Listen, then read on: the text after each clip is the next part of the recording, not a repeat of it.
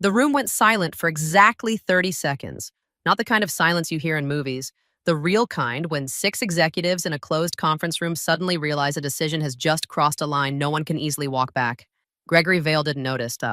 He was still looking down at the paper he had just slid across the table. Take it, he said flatly. Or leave. Across the polished walnut table, Karen Holt from HR slowly flipped through the document again.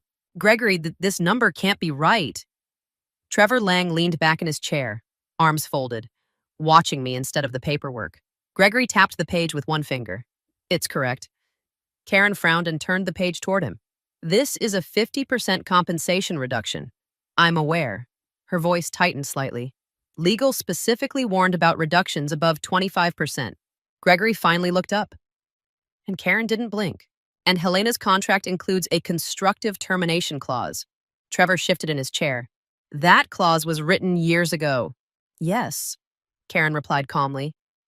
And it's still active. For a moment, no one spoke. 6 people in a sealed conference room on the 32nd floor of Solvanta Energy. Phones face down, door closed, air conditioning humming quietly above us. Gregory finally turned his eyes toward me. You've built a strong portfolio, he admitted. Not praise, just accounting. But Solvanta is adjusting executive compensation to align with market realities, Trevor added lightly. The accounts can be redistributed if necessary. The translation was obvious. Helena is no longer essential. Gregory folded his hands together. You have 2 options, he continued. You can accept the adjustment, or you can leave. Before I tell you what happened next, I should introduce myself. My name is Helena Ward. I'm 47 years old, and for the past 12 years, I've built the largest enterprise energy portfolio inside Solvanta Energy. And before this story continues, a quick note.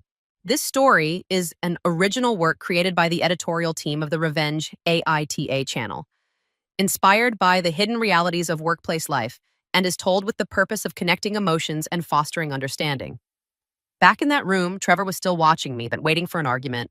Gregory expected one too. I didn't give them either. Instead, I closed the document slowly and pushed it back across the table. Give me one day, I said. Gregory leaned back, almost amused.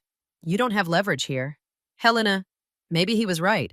But as I walked toward the door, one thought was already forming with perfect clarity. Because tomorrow morning, I was going to make a phone call Gregory Vale had never even considered. And when that call happened, how long would it take for Solvanta Energy to realize this meeting had just become the most expensive mistake Gregory Vale had ever made? The meeting didn't end immediately after Gregory made the offer. No one stood. No one rushed for the door. Instead, the room settled into the kind of silence that only happens when executives realize a conversation has gone somewhere dangerous. Karen Holt kept reading the document. Trevor Lang watched me instead. Gregory folded his hands on the table. You're compensated well above the executive benchmark, he said. This adjustment brings the role closer to market alignment. Market alignment. That was the phrase.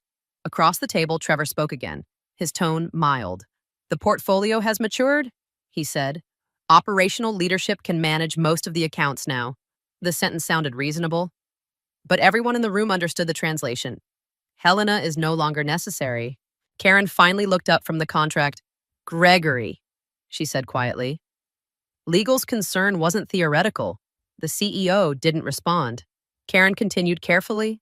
Helena's agreement includes a constructive termination clause. If compensation is reduced beyond a certain threshold, I know what the clause says. Gregory interrupted. His voice wasn't raised, but the interruption landed hard enough to stop the conversation. Trevor shifted slightly in his chair. Gregory turned back to me.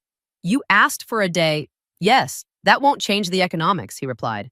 Maybe not, but economics wasn't the problem in that room. Perception was. Control was. Trevor glanced toward Gregory. If Helena decides to move on, he said, we can transition the Mendoza portfolio internally. The CFO frowned slightly. Those contracts represented nearly a third of the company's enterprise revenue. Gregory didn't react. He simply looked at me again. You don't have leverage here. The sentence hung in the air. No one contradicted him. Not Karen, not Trevor, not the lawyers sitting quietly at the end of the table. I stood, gathered the folder, and pushed my chair back. Thank you for the conversation, I said. Trevor looked surprised. Gregory only nodded. But as I walked toward the door, one thought kept repeating in my head. They believed this meeting had just settled a compensation problem. They were wrong. What it had actually done was start a chain reaction, and within a few months, half the industry would feel it. My office door closed with a quiet click behind me. Outside, the executive floor of Solvanta Energy continued exactly as it always had. Assistants walked between glass offices. Phones rang. Someone laughed near the elevators. From the hallway, nothing had changed. Inside my office, everything had. I placed the folder Gregory had slid across the table on my desk and opened my laptop. Not email, not the client dashboards. My employment contract? 47 pages. I had signed it 4 years earlier when the board promoted me to Director of Strategic Accounts. At the time, it had felt like routine executive paperwork. Now it felt like a legal map. I scrolled slowly. Compensation schedule, bonus metrics, equity vesting. Then I reached Section 8, termination provisions. I leaned forward. There it was. Constructive termination. The wording was precise. If the company unilaterally reduced compensation by more than 25%, the action could be considered constructive termination under the agreement, which meant something very specific. Gregory hadn't just proposed a pay cut, he had triggered a potential termination event. And that opened the next section automatically. Severance obligations, benefits continuation, contract enforcement rights. I read the clause again, slower this time. Solvanta could still reverse the decision before implementation, but if they forced the reduction, the company would likely owe the severance package defined in the contract. I picked up my phone and dialed a number saved under Daniel Reeves' employment counsel. He answered on the second ring. Daniel Reeves, it's Helena Ward. A brief pause. Well, he said, that usually means something interesting happened. They're proposing a 50% compensation reduction. Silence. Then the quiet sound of a keyboard. Send me the document Gregory gave you. He said, if they try to implement that without revising the agreement, we may have a constructive termination situation. I thought so. Another pause. Daniel's tone shifted slightly. This could become a legal dispute if they move forward. I ended the call and leaned back in my chair. Gregory Vale believed he was solving a cost problem. In reality, he had just created a contractual one. Then I opened LinkedIn. My cursor hovered over the search bar for a moment before I typed a name.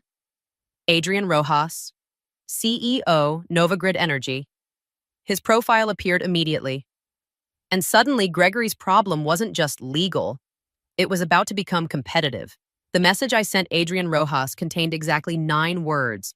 Are you still interested in discussing strategic growth leadership? I stared at the screen after pressing send. The last time Adrian and I had spoken was 8 months earlier at an energy infrastructure conference in Denver.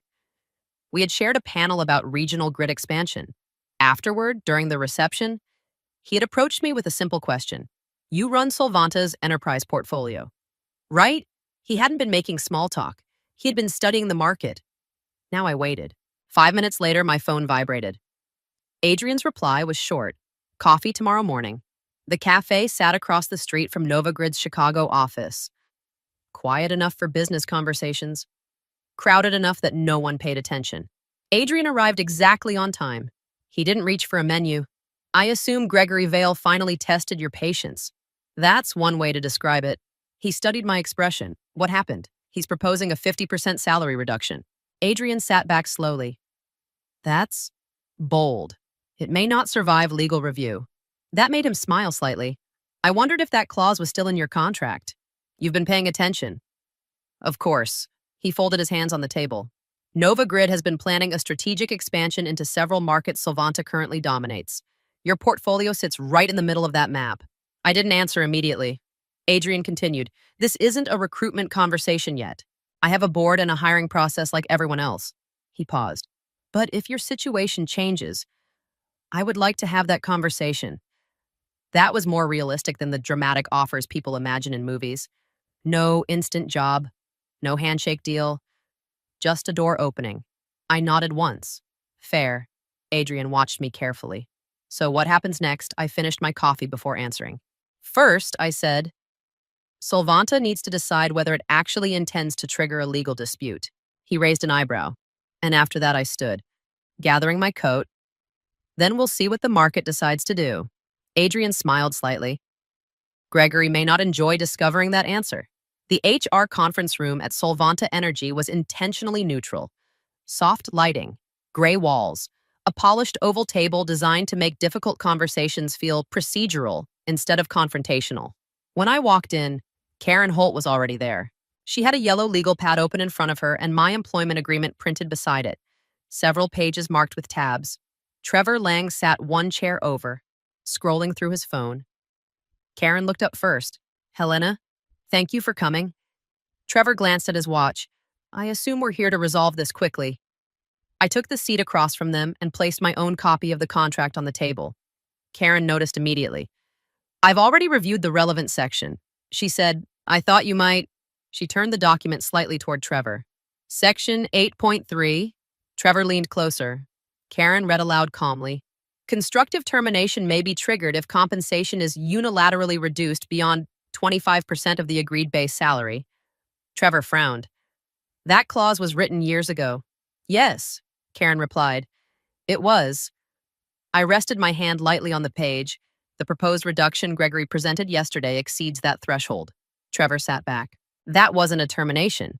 It may legally qualify as one if implemented, Karen said before I could answer. The room stayed quiet for a moment. Trevor looked between the two of us. So what happens now? I slid a second document across the table.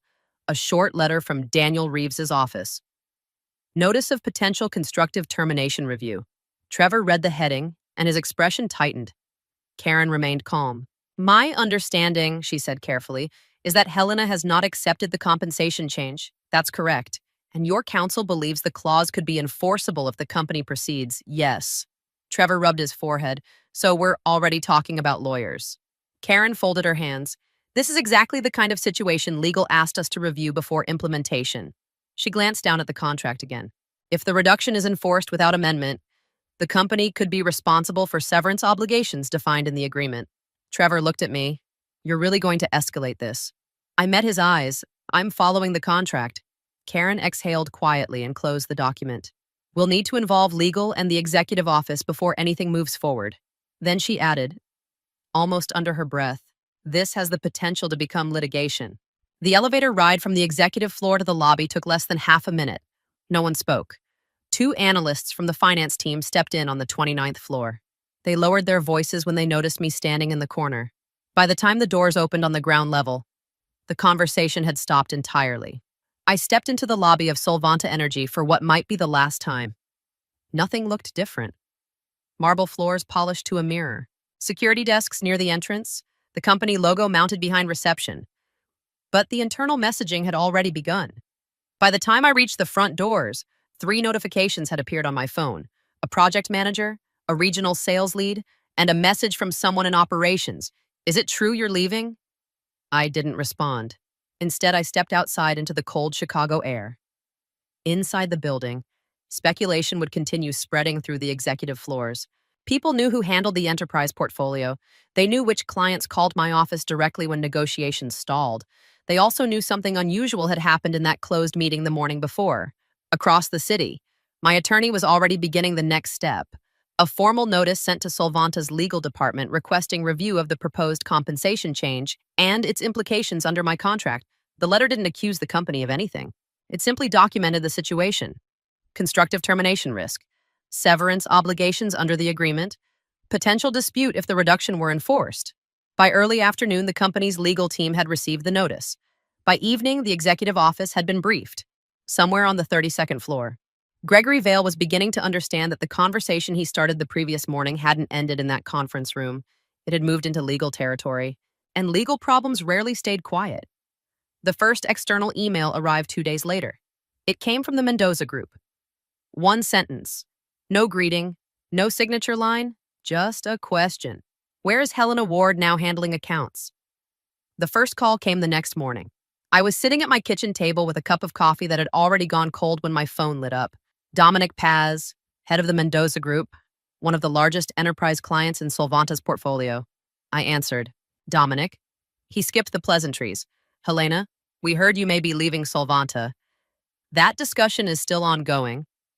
I said, a pause. Then he exhaled slowly. That complicates our situation. I waited. Our renewal review is scheduled next quarter, he continued. And you've been the one coordinating the portfolio strategy. That's correct. Another pause. We've always worked with the Solvanta team, he said carefully, but you've been the primary point of contact. It wasn't a threat, just a signal. In enterprise contracts, those signals mattered. We'll need clarity on who will manage the account going forward, he added. That's a reasonable question. I said. When the call ended, another notification appeared, then another. 2 additional clients reached out that morning. Both asked the same thing. Not whether they were leaving, not whether contracts were changing, just who would be responsible for the accounts now. By early afternoon, the pattern was clear. Clients weren't walking away. They were reassessing risk. Across the city, inside Nova Grid Energy's headquarters, Adrian Rojas began noticing the same pattern from another angle. 2 industry contacts called his office that morning. Both asked similar questions. Is Helena Ward still with Solvanta? Adrian didn't give them an answer. He simply listened. By the second call, he leaned back in his chair, thoughtful. By the third, he understood something Gregory Vale apparently hadn't considered. Helena Ward wasn't just an executive. She was a relationship hub. And when a hub moved, networks shifted. Later that afternoon, inside Solvanta's executive boardroom, the CFO finished presenting a quiet update. Client communication logs, renewal timelines, risk indicators. He cleared his throat before speaking. Several accounts have requested clarification regarding Helena's role. The room stayed still. Then he added, if that uncertainty continues, some of those renewals may become unpredictable. The emergency board meeting began at 4:10 p.m. By then, the tone inside Solvanta's boardroom had shifted. The early confusion from the previous day had hardened into something colder. Concern. 12 directors sat around the long walnut table while the company's general counsel stood near the projection screen with a folder in hand. Gregory Vale remained at the head of the table. This situation is being overstated, he said. It was a compensation discussion. The general counsel didn't argue. He simply opened the folder. With respect, Gregory. The proposed reduction conflicts with the employment agreement. The screen behind him displayed a highlighted paragraph, Section 8.3, Constructive Termination Provisions. Gregory frowned. That interpretation isn't settled. Karen Holt spoke next. Her tone remained controlled. Legal raised that concern when the adjustment was first discussed. Gregory turned toward her. You never said this would escalate into a legal dispute. Karen didn't react to the accusation. We advised that reductions above 25% could trigger severance obligations under the agreement. The CFO leaned forward. I've reviewed the financial exposure. A spreadsheet appeared on the screen, potential severance liability, legal expenses, possible settlement ranges. Then he changed slides. Client communication reports. 3 enterprise clients have already requested clarification regarding account leadership. Another slide appeared. 2 renewal discussions have been postponed pending internal review. The CFO folded his hands. If those renewals move elsewhere, the revenue impact becomes material. No one spoke for a moment. The chairman of the board slowly turned toward Gregory. All of this, he said quietly, began with a compensation decision. Gregory's voice hardened. We're talking about one executive. The chairman held his gaze. Yes, then he added calmly, an executive who appears to be more structurally important to our client relationships than we initially understood. The silence returned. Finally, one of the independent directors spoke from the far end of the table. His tone was steady, measured. We should begin discussing contingency planning for leadership. The call came 4 days later. I was reviewing market expansion notes in a small conference room at Novagrid when my phone vibrated against the table. Solvanta Energy. Adrian glanced at the screen. You going to take it? I picked up the phone. Helena Ward. Gregory Vale's voice came through the line, controlled but noticeably tighter than usual. Helena, thank you for taking my call. I didn't answer immediately. He continued. I believe the compensation discussion earlier this week may have escalated further than intended. A discussion. The phrasing almost sounded rehearsed. We're prepared to withdraw the proposed adjustment, Gregory said. Your compensation would remain unchanged. Across the table, Adrian leaned back silently, listening. Gregory continued. In addition, the board has asked me to discuss expanding your role within the enterprise portfolio structure. He paused. A senior vice president title is on the table. The offer hung there. Corporate damage control. I let the silence stretch for a moment before answering. You didn't lose me when I left the building. Gregory stopped speaking. You lost me when you decided my role could be cut in half. The quiet on the line lasted longer this time. Gregory finally spoke again. We can resolve this. No, I said calmly. You can't. Another pause. The authority that usually filled his voice during board meetings was gone now. There was nothing left to negotiate. I ended the call. The screen dimmed in my hand. Adrian studied me for a moment. That sounded permanent. It is. Outside the glass walls of Novagrid's office, the trading floor moved with its usual quiet rhythm. Somewhere across the city, events were already shifting. Because while Gregory Vale had been making that call, another conversation had begun inside Solvanta's boardroom. Directors, votes, contingency plans. And by the end of the week, the news would begin circulating through the industry. Leadership at Solvanta Energy was about to change. 6 weeks later, the skyline looked different. Not because Chicago had changed, because my place in it had. My office at Novagrid Energy sat on the 35th floor, overlooking the river where the afternoon light reflected across rows of glass towers. The space still carried the quiet scent of new furniture and fresh paint. A simple plaque beside the door read, Helena Ward, Vice President, Strategic Growth. Inside, 3 analysts were already reviewing expansion reports. Another 2 candidates were scheduled for interviews next week. The division Adrian had talked about over coffee was finally taking shape. Real work. Quiet work. The kind that builds something instead of tearing it apart. Across the industry, the news about Solvanta had already circulated. Gregory Vale had officially stepped down. The public announcement described it as a leadership transition. Inside the energy market, people called it something else, a board correction. Some of my former clients had renewed their contracts with Solvanta.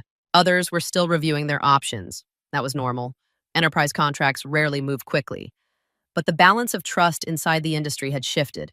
And sometimes, that matters more than a quarterly report. I stood near the window for a moment, looking out over the river. I still remembered the exact moment Gregory slid that document across the table. Take 50% or leave. At the time, he thought it was a negotiation. In reality, it was a decision. And decisions reveal far more than numbers ever do. In the workplace and in life, respect is rarely lost in one dramatic moment. It's lost when someone believes another person's value can simply be reduced on paper. But the truth is this: people are not spreadsheets. Experience, trust, and relationships take years to build and only seconds to destroy. And sometimes, the most powerful response to being undervalued is simply knowing when it's time to walk away. If you enjoyed this story, consider liking the video and subscribing to the channel. And tell me in the comments, what would you have done if your CEO told you to accept a 50% pay cut and or leave? 25 people in my division tried to force me out of the company. They just made one mistake. They did it 3 days before my system saved more than $120 million in client contracts. The first sign that something was wrong wasn't the petition itself, it was the silence. 25 people in the strategy division suddenly stopped talking when I walked past their desks. Conversations ended mid-sentence. Screens switched. Someone closed a laptop a little too quickly. In most offices, silence just means people are busy. In corporate strategy, silence usually means something is already happening behind your back. My name is Dr. Valeria Knox. I'm 47 years old. And 6 months earlier, the CEO of Helixera Group hired me to fix a problem the company had been quietly ignoring. Client churn. Helixera held more than $120 million in active client contracts. On paper, the numbers looked stable, but the deeper retention data told a different story. Quiet cancellations, declining engagement, clients slowly drifting away. If the trend continued, the company risked losing nearly a third of its long-term revenue within 2 years. So I built a predictive engagement system designed to detect when clients were about to leave weeks before it actually happened. The model didn't just track behavior after customers disappeared. It warned us while we still had time to keep them. Not everyone in the division appreciated that. Leonard Pike, our senior strategy manager, had expected to lead the department before I was hired. Every system I introduced reminded him that the promotion he wanted had gone to someone else. Oliver Grant, head of analytics operations, had a different concern. My automation tools were quietly replacing half the reporting workflows his team had built over the last 5 years. And 3 weeks earlier, The one person who usually kept the entire company balanced had boarded a plane to Europe. CEO Edward Hale. Before leaving, he paused at the doorway of my office. "When I come back," he said, "I want results." Before he left, Edward placed a thin folder on my desk. "Quarterly review is in 3 weeks," he said. "Make sure your system is ready to explain itself." At the time, I thought he meant the data. Later, I realized he meant something else. I intended to give him exactly that. What I didn't know yet was that someone else inside the company had already started preparing a very different outcome. Late that afternoon, unfamiliar footsteps echoed across the strategy floor. When I looked up, Cassandra Hale, the CEO's wife and Helixera's executive director of corporate culture, was walking directly toward my desk, and the expression on her face made one thing immediately clear. This visit wasn't casual. The first time I heard Leonard Pike complain about my system, he didn't bother lowering his voice. It was late afternoon, and most of the strategy floor had already thinned out. The glass walls of the executive lounge overlooked the analytics department below, a perfect place for conversations that were meant to look private, but rarely stayed that way. "I'm telling you," Leonard said, pacing beside the conference table. "She's rewriting the entire division." Across from him sat Cassandra Hale, elegant, composed, watching the office floor below like someone studying a chessboard. "Is that a problem?" she asked calmly. Leonard gave a short laugh. "Depends who you ask. Half the team doesn't even understand what she's building." Another voice joined the room. Oliver Grant stepped inside carrying a tablet full of performance dashboards. "It's not just confusion," he said. "Her system automates most of our reporting layers. If it works the way she claims." He hesitated. "A lot of operational roles disappear." Cassandra's fingers tapped lightly against the glass table. She watched the analytics floor below for several seconds. Teams moved between desks, screens filled with dashboards, conversations rose and fell across the open office. Finally, she spoke. "So she's disrupting the division," Cassandra said slowly. "And replacing systems people here built." Leonard nodded. "Exactly." A faint smile appeared on Cassandra's face. "Then maybe the problem isn't the system." Both men looked at her. "Maybe," she continued quietly. "The problem is the person running it." The idea settled into the room like a spark landing on dry paper. Within hours, Leonard began speaking with managers across the division. Some were frustrated, some were nervous. Others simply didn't want their positions threatened by automation. Oliver quietly circulated performance reports highlighting temporary slowdowns during the system's testing phase.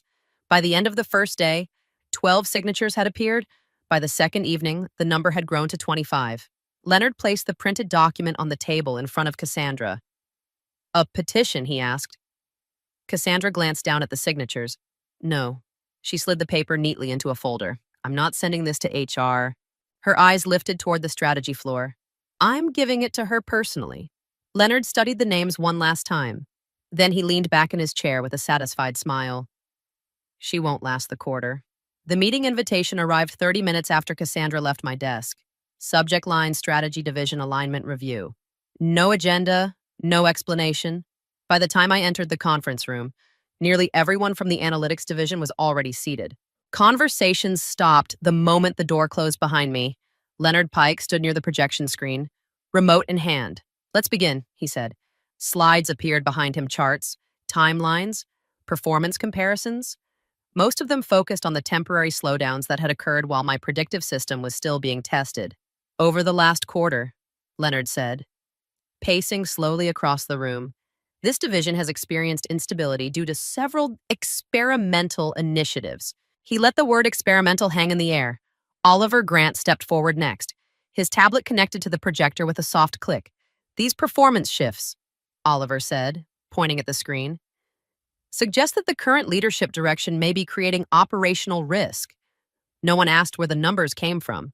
No one questioned how they were framed. Then Cassandra Hale stood. The room fell completely silent.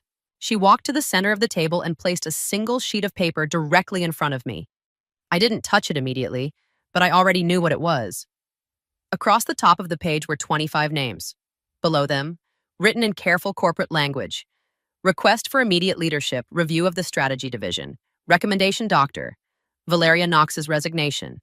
Cassandra rested her palms lightly on the table and looked down at me. 25 people in this division believe the department would function better under different leadership," she said calmly. Then she added, almost casually, frankly, I'm surprised it took them this long. No one spoke. Some stared at the table. Others pretended to study their laptops. I lifted the paper and read every signature, slowly, one by one. Then I folded it once, slipped it into my laptop bag, and closed it. Cassandra watched me carefully, waiting for a reaction.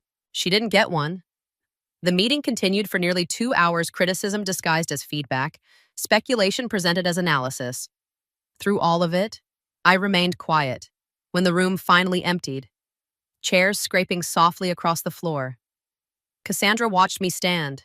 I picked up my laptop, walked toward the door, then paused just long enough to glance back at the room.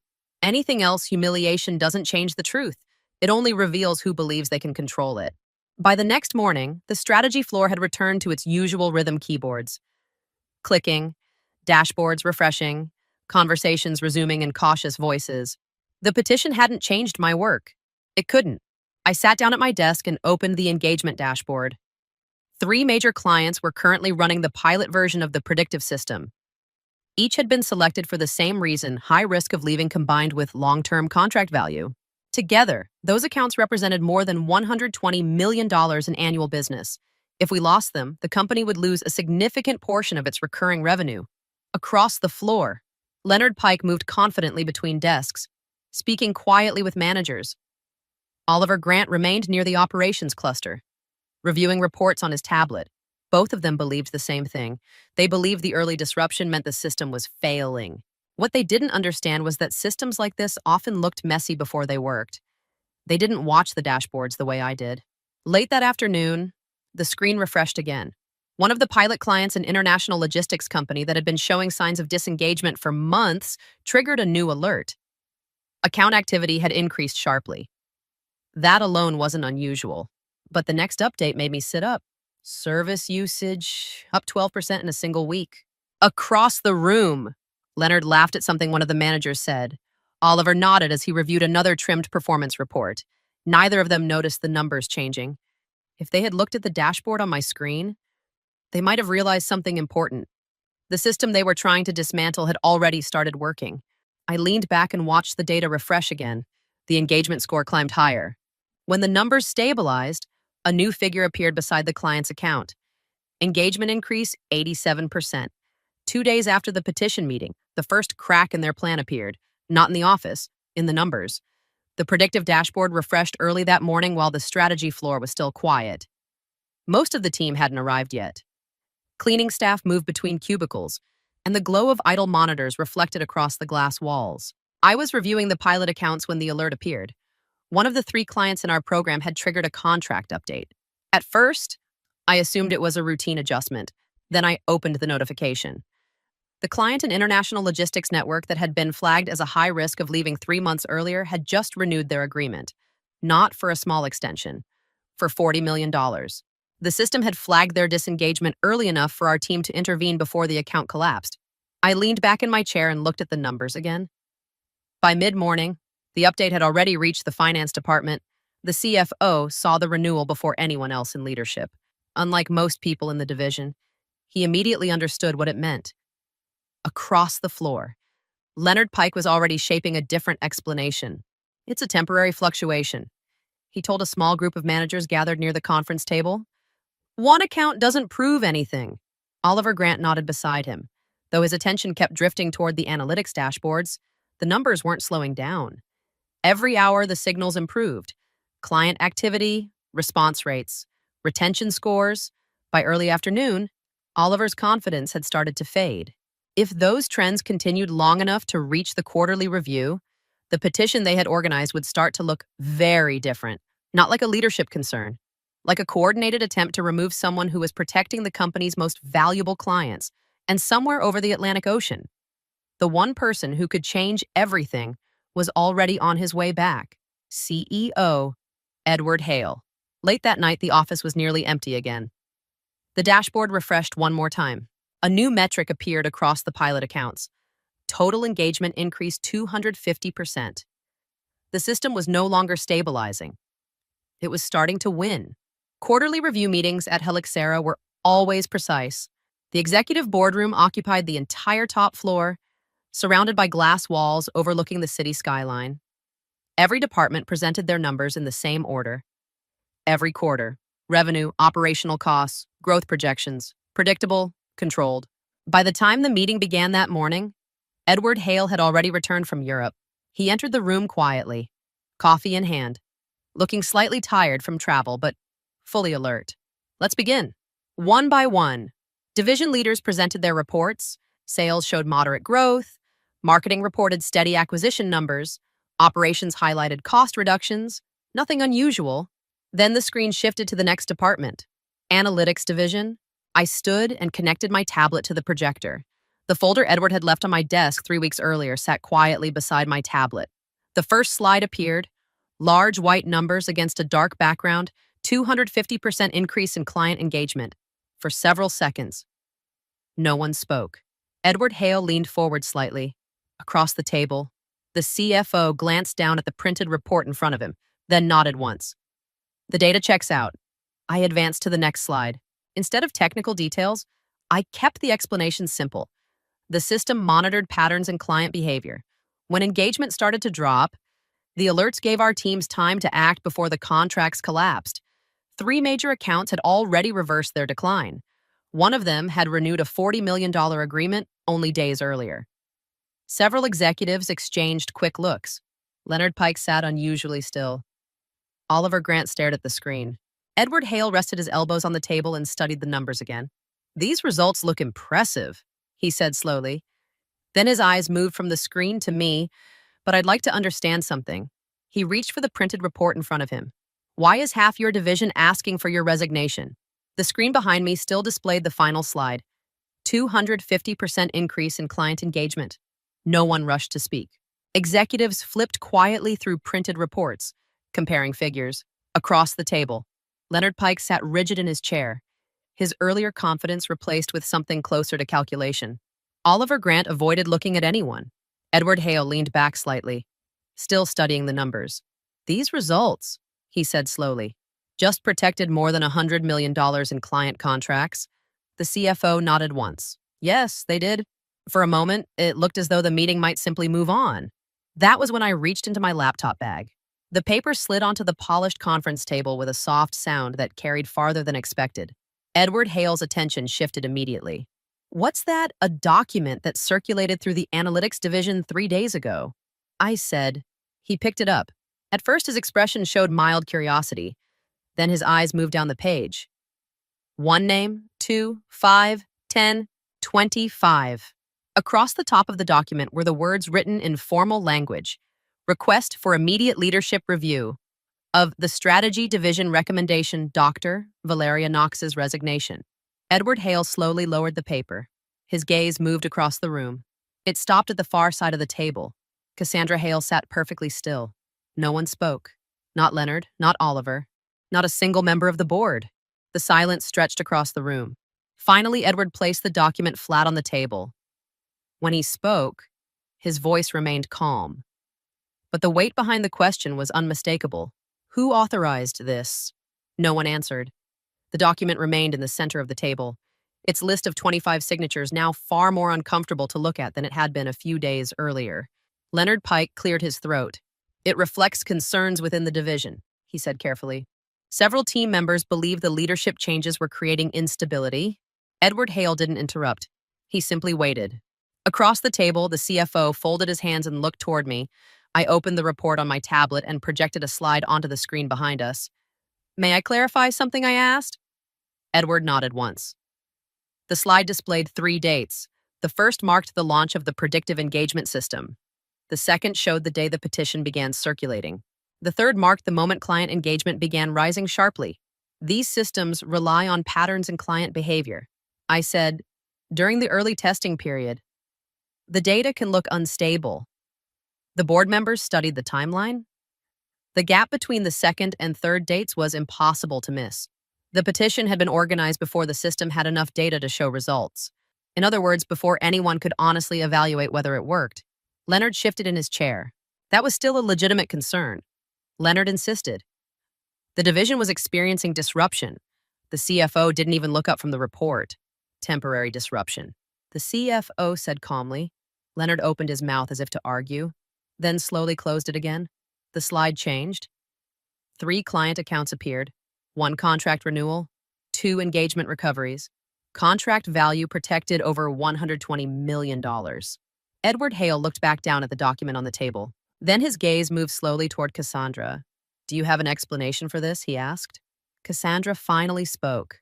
"It was a leadership concern," she said carefully. "Several people in the division believed Dr. Knox's changes were destabilizing the department. No one in the room moved." Edward Hale studied her for a moment. Then he slid the petition back across the table. "Instability," he repeated quietly. Then he looked around the table. "Strange." Edward said, "Because the only instability I see here is the leadership that tried to remove the person who just protected this company's largest contracts." For the first time since the meeting began, Cassandra Hale hesitated. And in a boardroom, hesitation says more than words ever could. The silence after Cassandra's hesitation lasted only a few seconds. But in a boardroom, a few seconds can change everything. Edward Hale placed the document back on the table and folded his hands. "This petition," he said evenly, "attempted to remove the leader of a division that just protected more than $100 million in client contracts." No one challenged that statement. Across the table, Leonard Pike stared down at the polished surface of the conference table as if hoping the reflection might offer an escape. It didn't. The chairman of the board, who had been quietly observing the entire exchange, finally spoke. "The board will address this immediately." What followed was short, direct, and unmistakably final. First came Cassandra. Although her role inside Helixera had often been described as cultural or advisory, she still held an executive title within the company. That meant the board's decision had to be formal, effective immediately. Cassandra Hale was removed from all operational involvement at Helixera Group. Her position as executive director of corporate culture was dissolved. There would be no replacement. Then came Leonard Pike and Oliver Grant. The board determined that organizing the petition while circulating selectively framed performance reports constituted a serious breach of internal governance. Both men were removed from their management roles pending internal review. Neither attempted to argue. Leonard kept his eyes on the table, as if hoping no one would remember whose idea the petition had been. The room remained quiet. Finally, Edward Hale turned his attention back toward me. "You built a system that protected some of our most valuable clients," he said. Then he glanced briefly toward the board. "I think it's time we give Dr. Knox the authority to build the division this company actually needs." The proposal passed quickly. A new department would be created inside Helixera, Predictive Strategy Division, and I would be leading it. 3 months later, the analytics floor looked very different. The Predictive Strategy Division had grown from a small pilot team into one of the most active departments in the company. Our systems now monitored dozens of major client accounts, identifying early warning signs long before contracts reached the danger zone. Retention numbers across Helixera had stabilized. For the first time in years, the company's client portfolio wasn't quietly shrinking, it was growing. Most days, I was too busy reviewing reports and overseeing new deployments to think about the board meeting that had started it all. But one afternoon, walking down the executive corridor toward the boardroom, I noticed a familiar figure standing near the floor-to-ceiling windows. Cassandra Hale. She stood alone, looking out over the city skyline. The confidence that once filled every room she entered had faded into something quieter, more cautious. As I passed, her phone vibrated softly in her hand. The name on the screen was easy to read from where I stood. Edward Hale. For several seconds, she stared at the display. Then she pressed a button and turned the phone face down in her palm. She didn't answer. I continued walking down the corridor. At the far end of the hallway, a new glass door had been installed. The lettering on it was still fresh. Predictive Strategy Division Director Dr. Valeria Knox. Behind that door, the team that had once signed a petition to remove me now sent their reports to my department. Some lessons in business arrived through numbers. Others arrived through consequences. Either way, the system eventually corrects itself. And this time, it did. Because sometimes the most dangerous thing you can do in business is try to remove the person holding the system together. 2 hours. That's how long the CEO's son stood in front of an entire conference room explaining why my work and my career should end. By the end of that meeting, he intended to replace my system and remove me from the company. At least that was his plan. At the time, though, none of the 32 people in that room realized that the system he was mocking was the only thing preventing a massive environmental disaster along the Pacific coast. My name is Dr. Valeria Navarro. I'm 44 years old, and for the past 8 years, I've worked at Aqualis Environmental Systems, a company that designs monitoring networks for industrial wastewater and coastal pollution control. This story is a fictional narrative inspired by real workplace dynamics and the hidden tensions that sometimes exist inside corporate environments. Now, back to that meeting. The conference room on the 32nd floor overlooked the harbor, glass walls, a row of screens displaying real-time environmental data streaming in from dozens of industrial plants along the coastline. A man near the far end of the table leaned toward his colleague and murmured quietly, "So that's the new monitoring platform. That's what Navarro's team built." The other replied. At the head of the table stood Adrian Mercer, the CEO's son and our recently appointed head of strategic transformation. He tapped the screen where my system architecture diagram filled the wall. "This," Adrian said slowly, "is supposed to be the future of our environmental monitoring network." Several people shifted in their seats. I kept my hands folded in front of my laptop. Adrian scrolled through several pages of technical diagrams. Then he stopped and looked directly at me. "Doctor Navarro," he said, voice calm but sharp, "can you explain why your system is so unnecessarily complicated?" Someone near the window muttered under his breath. "Uh-oh." I glanced briefly at the architecture diagram on the screen, then back at Adrian. For a moment, I considered explaining the entire model, the predictive analysis, the sensor validation layers, the early warning algorithms designed to detect environmental failures hours before they happened. Instead, I simply asked, "Which part would you like me to explain first?" The first 10 minutes of the meeting felt like a technical review. The next 2 hours felt like a public execution. Adrian Mercer paced slowly in front of the wall-sized screen, scrolling through diagrams of my monitoring platform as if he were presenting evidence in a courtroom. He tapped one section of the architecture. "Let's start here," he said, turning slightly toward the room. 3 layers of predictive analysis, redundant sensor validation, anomaly detection algorithms." He glanced back at me. "Dr. Navarro, why does a wastewater monitoring system need something this complex?" Before I could answer, Graham Whitaker leaned forward in his chair. "I've been wondering the same thing." Graham said, "Our new dashboard prototype processes the same data in half the steps." Several people exchanged quick looks. Adrian nodded approvingly. "Exactly. Technology should simplify things, not bury them under unnecessary engineering." He clicked to the next slide. Graphs, data models, sensor correlation maps. Each page came with another criticism. "This layer is redundant. This algorithm slows reporting. This entire section could be replaced with a cleaner interface." Across the table, someone shifted uncomfortably. Another engineer stared down at his notes. Near the door, someone quietly lifted a phone and started recording. No one interrupted. About an hour into the meeting, Adrian stopped scrolling and turned toward the far side of the room. "Hera," he said. "Hera Kim," one of the younger data managers, looked up from her laptop. "Yes," Adrian gestured toward her. "Your team built the prototype dashboard, correct?" "That's right." Adrian turned back to the room with a faint smile. "Look at Hera and learn something." The room went completely silent. Then his eyes moved slowly back to me. "I'm honestly surprised this system ever passed internal review," he said flatly. A few people shifted in their seats. Adrian folded his arms. "You're useless to this transformation."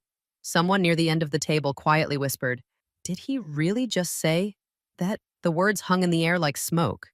For a moment, no one moved. No one spoke. For the next hour, he continued dismantling my work slide by slide while 32 people watched in silence. Eventually, the screen went dark. Adrian crossed his arms. "Well," he said, "that covers most of the problems with your system." I closed my laptop, looked at him calmly, and asked, "Anything else?" For a moment, the entire conference room went completely still. 32 people had just watched their senior technical director be dismantled for 2 straight hours. Most of them were probably waiting for one of 3 reactions: anger, embarrassment, resignation. Instead, I simply closed my laptop and asked, "Anything else?" Adrian Mercer blinked. Not dramatically, not obviously, just a small pause, barely noticeable unless you were watching closely. But I noticed it. People who enjoy humiliating others usually expect a certain response: raised voices, defensive explanations, maybe even someone storming out of the room. Calm isn't part of that script. For a brief second, Adrian looked uncertain. Then he straightened, recovering quickly as several people shifted in their seats. "No," he said. "I think we've covered enough." He stepped closer to the table and rested both hands on the polished glass surface. "However," he continued, glancing around the room, "this discussion does make one thing very clear." Several heads lifted. Adrian gestured toward the now dark screen behind him. "The monitoring system. Doctor, Navarro designed is unnecessarily complex and inefficient for where this company is going." Across the table, Graham Whitaker nodded immediately. "I agree," Graham said. "Our newer dashboard prototype is much cleaner." Adrian smiled slightly. "Exactly." Then he turned back toward me. "So here's what we're going to do." Several people leaned forward. "We're replacing this platform." A few quiet murmurs rippled through the room. Adrian continued smoothly. "Hera's dashboard will become the primary monitoring interface starting this week." Hera looked startled for a moment, then quickly composed herself. The room fell silent again. No one asked questions. No one challenged the decision. Adrian had just replaced the core environmental monitoring system used across dozens of coastal facilities in the span of a single meeting. A few minutes later, the meeting ended. People gathered their laptops and documents, avoiding eye contact as they moved toward the door. I stood slowly. For a brief moment, I considered saying something, but there was no point. As Hera passed beside my chair, I spoke quietly. "Make sure the system logs are backed up." She frowned slightly. Why I picked up my laptop and headed toward the exit. You'll understand soon enough. By the next morning, Adrian Mercer was already moving fast. An internal message went out from Strategic Transformation System Transition scheduled. Valeria Navarro's monitoring platform would be phased out immediately, replaced by the new dashboard Adrian and his team had been promoting. The change had been classified internally as a rapid transition under Strategic Transformation's authority over system architecture. Inside the operations center, engineers gathered around their screens as the migration began. Lines of code rolled across terminal windows. Server permissions shifted. Modules disconnected. One by one, the core components of the AI risk monitoring platform were taken offline. A junior engineer studying the deployment schedule frowned. "Wait a second," he muttered. Leaning closer to the console, another engineer rolled his chair beside him. "What's wrong?" He pointed at the configuration file. "The new dashboard hasn't been tested with real-time sensor streams yet." A quiet ripple moved through the room. Those streams were the backbone of the system. Thousands of environmental sensors transmitting data every few seconds from treatment facilities and coastal monitoring stations. Without validation, the dashboard would simply display numbers. It wouldn't interpret them. The engineer glanced toward the glass office where Adrian was speaking with Graham Whitaker. "Should we delay the rollout until the live tests are finished?" someone asked. The question reached Adrian within minutes. He barely looked up from the tablet in his hands. "It's a dashboard," he said flatly. "We're not launching a rocket." Graham chuckled. "Besides," he added, "we've already spent 2 hours hearing how over-engineered the previous system was." A few uneasy smiles appeared around the room. No one argued. The migration continued. Within an hour, the AI monitoring engine I had spent 8 years building was fully disabled. I didn't protest publicly. I attended meetings, answered emails, reviewed reports as if nothing unusual had happened. But I understood something Adrian didn't. The platform he had just removed was never just a dashboard. It was an early warning network predictive models designed to detect environmental risks hours before they became disasters. Remove that layer, and the company would be operating blind. For the first 2 days after the shutdown, nothing seemed wrong. 3 days later, a wastewater treatment facility on the coast began transmitting abnormal sensor readings. The new dashboard displayed the incoming numbers calmly, no warnings, no alerts, but nothing. The first alert didn't come from our system. It came from the Coast Guard. At 6:42 a.m., a message appeared in the Operations Center inbox marked Urgent Environmental Incident Report. An operator opened it and frowned. "Is this one of ours?" he asked. Another engineer rolled his chair over. "What happened?" The message contained a satellite image taken at sunrise. A dark plume stretched across the water near a coastal industrial zone. Wastewater. A lot of it. Within minutes, the operations center filled with tension as more details arrived. One of the treatment facilities connected to Aqualis's monitoring network had suffered a mechanical failure during the night. A discharge valve had jammed open. Thousands of cubic meters of untreated wastewater had flowed directly into the ocean before anyone at the plant realized what was happening. Phones began ringing across the room. Environmental regulators were requesting reports. Local media outlets were already broadcasting aerial footage of the spill. Someone pulled up the monitoring dashboard. Rows of numbers appeared, green status indicators. Everything looked normal. Wait, one engineer said quietly, that can't be right. They opened the historical sensor logs. Data from the facility had been streaming in all night. Chemical concentrations rising, flow rates spiking, pressure building inside the filtration units. The signals were there, clear, consistent, dangerous. But the dashboard had never issued a warning. Harakim leaned closer to the monitor and began scrolling through the raw data. Her expression slowly changed. "Those readings started hours ago," she said quietly. Behind her, someone asked, "Then why didn't the system flag them?" Hera didn't answer right away. Instead, she opened a comparison file showing how the previous monitoring engine processed the same sensor streams. Lines of code appeared on the screen. Predictive modeling, risk correlation, early warning thresholds. The exact components removed during the migration. The room went silent. Hera leaned back in her chair. Then she said softly, "Valeria's system would have caught this." By noon, the situation had escalated far beyond the operations center. Environmental regulators were already requesting formal reports. Several major clients had begun asking the same question. How did the monitoring system miss something this large that afternoon? The company's executive boardroom filled quickly. Senior engineers, legal advisors, operations managers.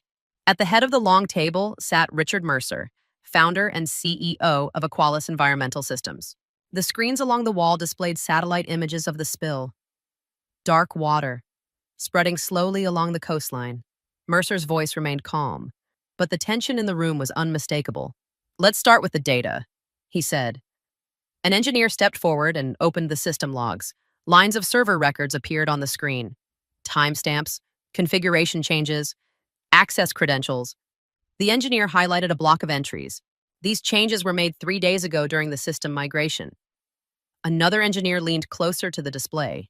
That's when the AI monitoring engine was disabled. The room grew noticeably quieter. Mercer turned slightly. Disabled by whom? The engineer hesitated for only a moment. Authorization came from strategic transformation. A new screen appeared. The authorization signature was clear. Adrian Mercer. Someone at the far end of the table exhaled slowly. More logs appeared. Environmental warning thresholds had been removed, predictive alerts disabled, risk analysis modules disconnected. Everything that once interpreted the sensor data had been stripped away. A few seats down the table, Adrian sat perfectly still. Mercer's expression hardened. "Bring Dr. Navarro in," he said. Minutes later, the door opened. I stepped into the room, and Mercer gestured toward the screen behind him. "You designed the original monitoring system?" "Yes." He pointed to the timeline of sensor data. These signals started hours before the spill. I studied the numbers briefly, then nodded. Mercer asked the question everyone in the room was thinking. "Could your system have prevented this?" "Yes." The answer came without hesitation. Silence filled the boardroom. Mercer slowly turned his head toward the other end of the table. His eyes settled on Adrian. Then he asked quietly, then why did you remove it?" The boardroom confrontation ended with only one clear instruction. "Restore the original system," Richard Mercer said. Immediately, within minutes, the operations center transformed into something closer to an emergency command room. Engineers pulled archived code from secure backups. Servers rebooted across the network. Screens filled with diagnostic windows and scrolling system logs.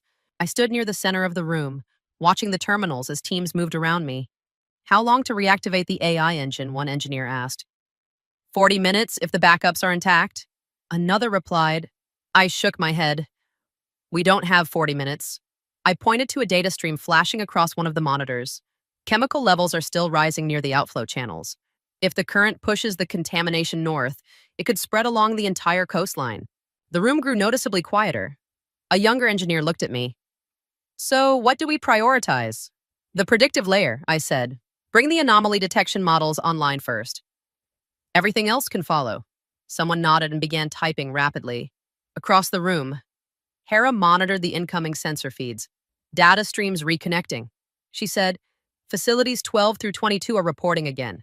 One by one, the system modules came back online. Environmental risk models began processing live sensor inputs. Graphs shifted across the screens. Then red warning indicators appeared across several monitoring nodes. There, Hera said suddenly. Pressure spike in Sector 14. I leaned closer to the display. Notify the plant manager, I said. They need to shut down the secondary discharge valve immediately. Messages went out across the network. Emergency containment procedures began activating at multiple facilities. Gradually, the system started stabilizing. Predictive models mapped the contamination plume and calculated where response teams needed to deploy containment barriers and filtration equipment. Hours later, one of the senior engineers leaned back in his chair and exhaled. He studied the shoreline simulation glowing across the screen. Then he said quietly, without this system, the spill would have been 10 times worse, like the spill was contained within 48 hours. But the crisis was far from over. Environmental agencies arrived at Aqualis headquarters the following week with formal investigation orders. Federal regulators, state environmental officers, and corporate compliance attorneys began reviewing everything connected to the incident. Inside the company, the board launched its own inquiry. Conference rooms once used for strategy meetings were now filled with investigators reviewing data, technical reports, and internal communications. Engineers presented system logs, operations managers submitted incident timelines, compliance officers collected archived emails. Slowly, the evidence began forming a very clear pattern. One investigator stood beside a large screen displaying a timeline of system changes. 3 days before the spill, she said, pointing to a highlighted entry. The AI monitoring engine was removed from the system. Another screen displayed a technical memo from one of the engineers. Warning dashboard not tested with real-time sensor streams. A second investigator opened the authorization record. The command that disabled the predictive monitoring modules carried a single digital signature. Adrian Mercer. Several members of the board exchanged uneasy looks. A legal advisor flipped through a stack of printed reports. These warnings were documented, he said. Multiple engineers raised concerns about removing the AI monitoring layer. Another file appeared on the screen, an internal deployment order from Strategic Transformation. The directive had pushed the new dashboard into production despite those warnings. Outside the building, news coverage of the spill continued to grow. Satellite images of the contaminated coastline circulated across media networks. Environmental cleanup teams estimated that restoring the affected waters could cost hundreds of millions of dollars. Inside the investigation room, the atmosphere grew heavier. One of the corporate attorneys slowly closed a thick binder and looked across the table. This situation goes beyond a technical failure. He paused briefly. This isn't a mistake. His voice hardened. It's environmental negligence. 3 months after the spill, the case reached federal court. By then, the environmental damage had largely been contained, but the legal consequences were only beginning. Reporters filled the back rows of the courtroom. Environmental advocacy groups sat beside company attorneys and regulatory officials. At the center of the case was a single question: who had disabled the safety system that should have prevented the disaster? The prosecution began with technical evidence. A large monitor displayed the company's internal server logs. Time-stamped records showed the exact moment the AI monitoring platform had been removed from the operational network. Next came the email chain. One message from a senior engineer warned, the dashboard hasn't been validated with live sensor streams. Removing the predictive layer could delay detection of environmental anomalies. Another message followed hours later. The deployment order. The sender was clear. Adrian Mercer. The prosecutor turned toward the jury. Ladies and gentlemen, this was not a technical oversight. This was a deliberate decision to override an operational safety system. More documents followed. System authorization records, deployment approvals, internal meeting notes from the day the platform had been replaced. Each piece reinforced the same conclusion. The environmental monitoring system had been removed despite explicit warnings. Adrian's defense team attempted to argue that the spill resulted from an unforeseeable mechanical failure. But the prosecution displayed the sensor data timeline. The warning signals had appeared hours before the valve failure escalated. The monitoring platform had been designed precisely to detect those signals. The courtroom remained quiet as the final evidence was presented. By the time the trial ended, the sequence of events was unmistakable. The judge reviewed the findings for several long minutes before speaking. Mr. Mercer's actions demonstrate reckless disregard for environmental safety and corporate compliance. Silence filled the courtroom. Then the sentence was announced. Adrian Mercer was found guilty and sentenced to prison. At the prosecution table, I quietly closed the folder of documents in front of me. 6 months after the trial, the control room at Aqualis looked very different. The wall of screens now displayed a single integrated monitoring platform, the restored AI environmental risk system. Sensor streams from hundreds of wastewater treatment facilities flowed across the displays in real time. Chemical levels, pressure readings, flow rates. Every few seconds, the system analyzed incoming data and calculated potential environmental risks before they could escalate into disasters. The company had rebuilt its monitoring infrastructure around that platform, and this time, no one questioned why it existed. At the center of the operations floor stood a workstation overlooking the coastline simulation map. Dozens of green indicators pulsed across the screen. Each one represented a facility operating safely within environmental limits. I studied the display quietly. The board of directors had recently announced my new role, Chief Environmental Systems Architect. The title came with authority, a larger team, and responsibility for overseeing environmental monitoring across every facility connected to Aqualis's network. But the work itself hadn't really changed. I still reviewed system reports, still examined anomaly alerts, still reminded engineers why redundancy and predictive analysis mattered. Because every number on that screen represented something real. Water, wildlife, communities living along the coast. A junior analyst approached the console beside me. "All systems stable," he said. I nodded. Outside the glass windows, the late afternoon sun reflected across the harbor. For a moment, I watched the coastline simulation map glowing quietly across the wall. Then a thought crossed my mind. Systems rarely fail because they are complicated. They fail when the wrong people believe they understand them. And maybe that was the real lesson behind everything that happened. In work, in leadership, and even in life. Expertise matters. Listening matters. Ignoring warnings rarely ends well.